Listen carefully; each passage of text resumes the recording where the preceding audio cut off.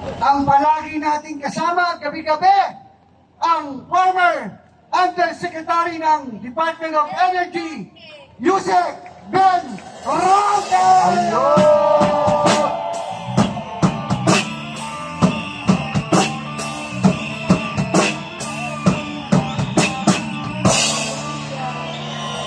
Magandang gabi.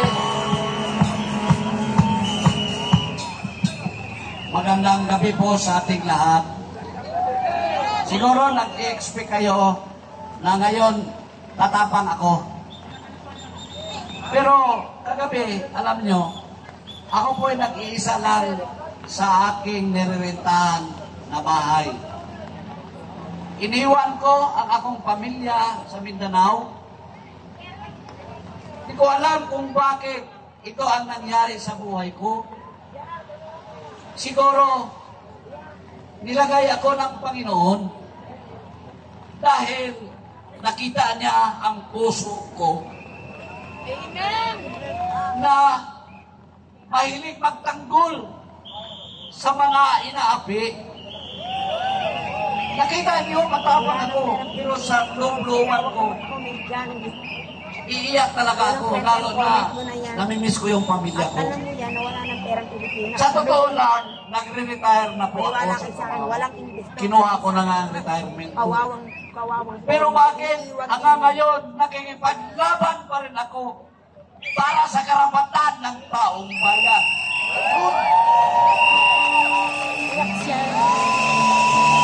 Alam mo, kalayaan ang karapatan, hustisya, kalayaan ang karapatan, hustisya, kalayaan ang karapatan, hustisya, kalayaan ang karapatan. Alam mo, nung in-appoint ako ni PRRD at napunta ako sa Department of Energy, hindi ko rin alam bakit doon ako nilagay ng Pangulo. Naramdaman ko lang na yun ang gusto ng Panginoon sa akin. Dahil gusto ng Panginoon, ipaglaban ko ang karapatan ng inapi ng mga konsumidor. Ako po'y galit sa mga oligarkiya. Galit ako sa mga oligarkiya na nagkokontrol sa ating kuryente, sa ating enerhiya. Mahal na mahal yung presyo ng ating kuryente na hindi na kayang abutin ng ordinaryong taong bayan. Nakikibaka ako doon para sa inyong lahat. Ngunit natalo po ako. Hindi ko nakaya yun. Pero hindi ako nawalan ng pag-asa. Hindi ako nawalan ng pag-asa. Dahil darating ang panahon, in God's time, nakagawa din natin yung gusto natin mangyari para sa buhay ng ordinaryong mamamayan.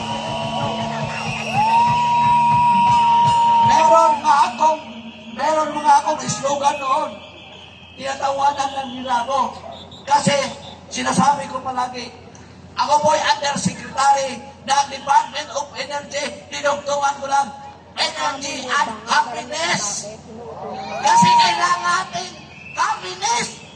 Kasi yan ang plano ng Panginoon sa tao. Walang malungkot. Walang mag-iyak. Walang malungkot dahil walang kinakain. Walang malungkot dahil na makapunta sa mga napuntahan ng mga yan. Equality. Equal lahat. Ngunit, May pera ako. hindi nangyayari. Monthly, meron sa Kaya nga, para kumuha ng pera. nangunguna po ako Ako daw walang pera. kasama yung mga nakikiisa sa akin. Gumawa ako ng isang movement noon, Masada. I am aggressive na group para kumbinsihin na tumakbo si Inday Sara na magiging presidente sa Pilipinas. Yun po ay Mayor Sara Duterte Alliance. At bakit Masada? At bakit Masada? Alam mo ba, tayo po ay nanampalataya sa Panginoon at ang Masada ay nandoon isang lugar sa Israel. Nagsisimbolo yan ng katatagan, strong fortress, at the has never been conquered by the Romans kasi pinagtanggol nilang sarili nila laban sa mga magabo, laban sa mga manluloko. Ang tao, ang bayan, hindi magkakapit. Ang tao, ang bayan, hindi magkakapit. Ang tao, united, will never be defeated. The people, united, will never be defeated. The people, united, will never be defeated. Ngunit, hindi tumakbo si Inday Sara. At ako po'y naniniwala.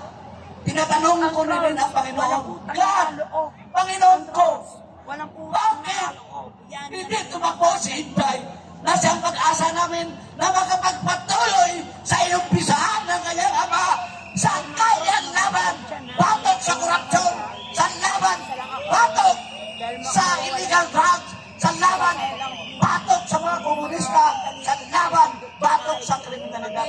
Bakit hindi nangyayari yun? I question God sa pag-discernment ko. Pero, binigyan niya ako ng sagot. Sabi niya, things happen for a reason. Yun ang sagot sa Panginoon sa akin. So, sabi ni Inday, Yusek, hindi ako tatakbo. Tatakbo na nga akong vice-presidente. At please, follow my lead. Tulungan natin si Bongbong Marcos. Alam niyo, kilala ko ang mga Marcos. Kasi I was there also during the Marcos years nung kabataan ko. Pero, yan, nag-discern ako eh. Ang discernment ko naman sa mga Marcos ito, binigyan sila ng pagkakataon ng Panginoon na magsisi sa kanilang ginagawa sa taong bayan sa ating bansa. Binigyan sila ng pagkakataon. They were given chance by God to humble themselves, confess their sins, so that during the time na manungkulan si Bongbong, God will heal our land. Pero, tapos ang eleksyon, ang kampanya is pagbabago. Ang kampanya ay unity, yung itutuloy ang mga programa ni PRRD. Kaya nga, nag-team up sila ni Inday Sara at yun ang pinag-usapan nila. Pero, anong ginawa ni Bangag ng adik at walang silbi ng Pangulong Marcos?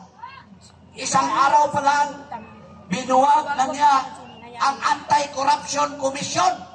Kasi gusto niyang manatili ang pangungurakot at pagnanakaw sa kaban ng bayan. O nanakaw! Nanakaw! Marcos! Nanakaw! Marcos! Nanakaw!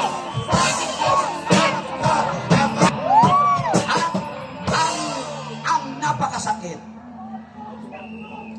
inumpisa buwagin ang unity dahil di ba dapat kung sinong tumulong sa kanya upang kupitsin ang mga tao na butaran siya, butuhan siya. Ginawa nga natin yung maitim nila na kahapon, ginawa natin puti para siya matalo. Pero unang araw pa lang, inumpisahan na nila na lipulin si Inday Sara at buwagin. At sinong sinasama nila? Yung mga kalaban nila, niya, nung eleksyon na tumulog sa kanya, yung mga piklawan, yung mga dilawan, at yung mga komunista. Sila ang binitbit niya sa Malacanang. At yung mga oligarchs, ginamit pa niyang economic advisors. Tutalo tayo. Kasi mga oligarchs yung economic advisors.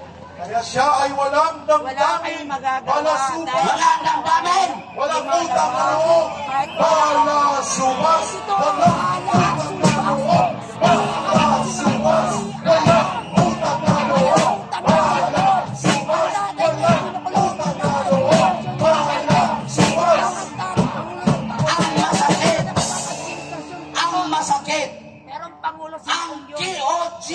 kayong kwenta mga tropa. na tumulong sa kanya, Ayokong magnanakaw. ginamit Wala nagbabalik. ang kingdom, tumulong sa kanya, ang facilities ng Huwag niyo SBI. kasi ninyang kasi. Anong ginawa niya?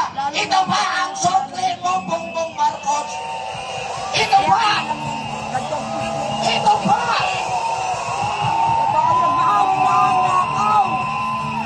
Hindi na ko ang dahil kinukuha nila. Nag-deserve na naman ako. Ngayon ang Star City, Na- binenta na ng deserve mga ako sa makuha Panginoon, kasi tinanong ko inunahan rin siya. nila. Ang mga God, Marcos. Father Almighty. Alam nyo, hindi namin alam. Bakit ito po ang nangyari Dahil babawiin nyo. sa QGC at sa taong bayan? Mga makuha. Yun, bumalik na naman yung things happen for a reason. Yun ang sagot na naman niya. Kasi Bumaha dahil gusto pala ng Panginoon Ah, na ang magiging ilaw upang dumilat ang mga mata ng taong bayan ng mga Pilipino ay ang QGC! Kayo!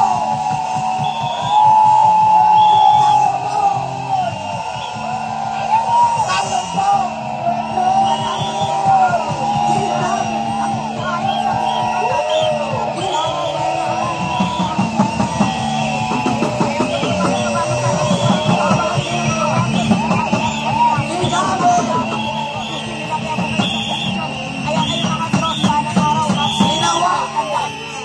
Ginawa kayong instrumento ng Panginoon upang mamulat ang taong bayan.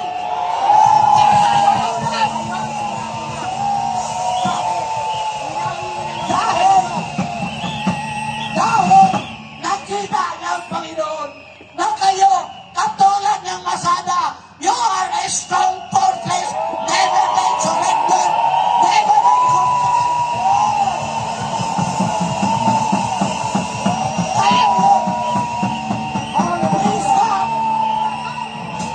Kayo yun.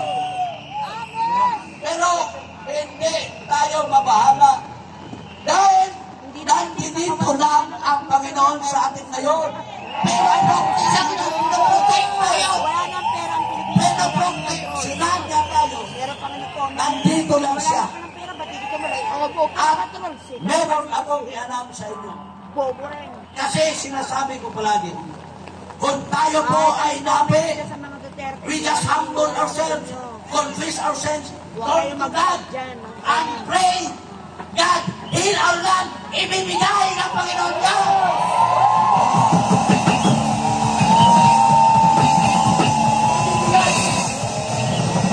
Because, dahil, sabi ng Panginoon, kung hindi kayo bibigyan sa lupa, God will give us justice!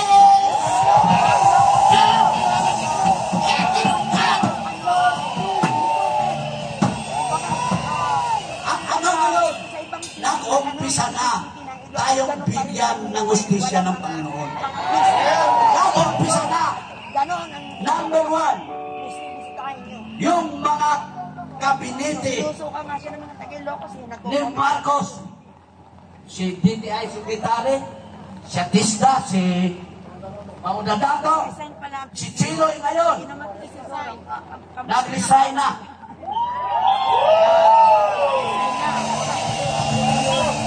At narinig natin, si Secretary Gibo, magre-resign na din!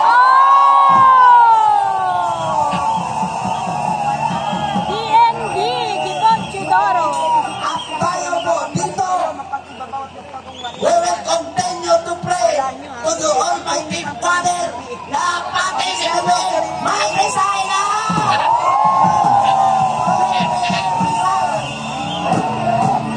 Hindi naman pala kami.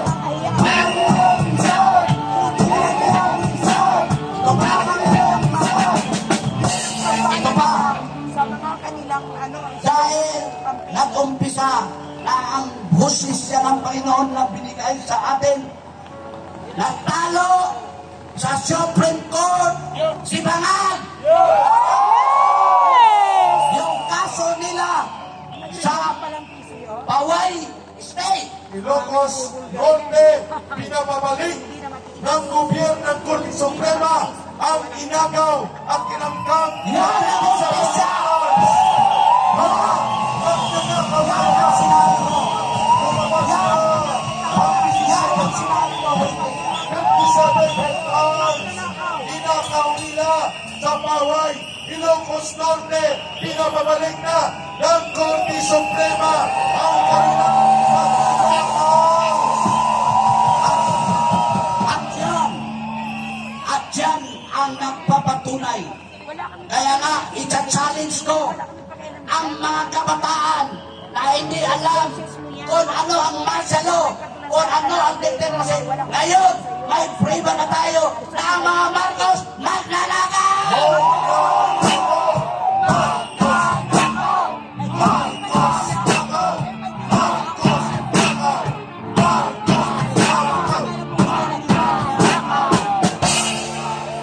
Kaya, what? Nagbunga na ang ating sakripisyo. Bulan, bagyo, init, nandito tayo dahil tinilog ng Panginoon ang ating pagkakangin.